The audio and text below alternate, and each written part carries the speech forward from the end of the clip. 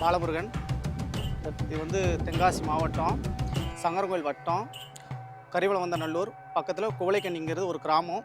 குவளைக்கண்ணி கிராமத்தில் அங்கே எல்லாம் அருகில் உள்ள சுடுகாட்டு காளியம்மன் அமைந்திருக்கு.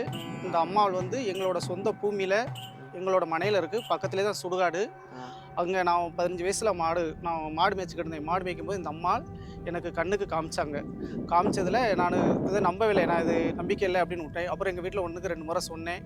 அவங்களும் சரி நம்மளை அதுக்கப்புறம் என் மேலேயே அது வந்து இப்படி எடுத்து நீ நடத்து அப்படின்னு சொன்னாங்க. அப்போ நாங்கள் ஒரு சின்ன பீடமாக வச்சு நாங்கள் எடுத்து வழிபட்டு வந்தோம். அதுக்கப்புறம் என்னோட கண்ணில் எனக்கு இப்படி உருவமாயிரு அப்படின்னு சொன்னாங்க. அதுக்கப்புறம் நாங்கள் இந்த உருவமாக எடுத்து நான் வணங்கி வந்துக்கிட்டு இருக்கேன்.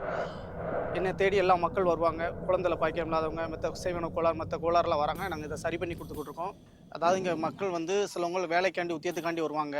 அவங்க வரவங்க வந்து ₹1 காயின் வச்சு அம்மாளுக்கு ஒரு காணிக்கைண்டு அதை கட்டி சீட்டில் வெத்தலையில் எழுதுவாங்க. வெத்தலையில் எழுதி அம்மாள் கையில் இங்கே கட்டிட்டு போவாங்க. திருசூலத்தில் கட்டிட்டு போவாங்க அந்த வேண்டுதல். அப்புறம் குழந்தை இல்லாத மக்களுக்கு நாங்கள் ஒரு கனி அம்மா பாதத்தில் வச்சு அம்மா டயத்தில் அந்த சாப்பாடு கும்பப்படையல்னு சொல்லி அது அம்மாளுக்கு கொடுப்போம். அந்த கருவு தங்கிக்கிறோம். அப்புறம் 2ஆம் தரம் மித்த உடம்பு சரியில்லாதவங்க, மித்த கோளாறு உள்ளதுக்கு வந்து நாங்கள் பேயை ஒட்டி பக்கத்தில் மயணம், அதுலேயே நாங்கள் கழிப்பு, அது அம்மாள் என்ன உதிச்சு கொடுக்காங்களோ அதைப்படி நாங்கள் பண்ணி கொடுப்போம். மயானத்தில் சுடுகாட்டில் தான் நாங்கள் எல்லாமே கழிப்போம். அவங்களுக்கு குறைகள் விட்டு அம்மாளுக்கு பத்தல் எரிப்பாங்க. மற்ற கோளாறுகள்லாம் நாங்கள் சரி பண்ணிக்கிட்டு இருக்கோம்.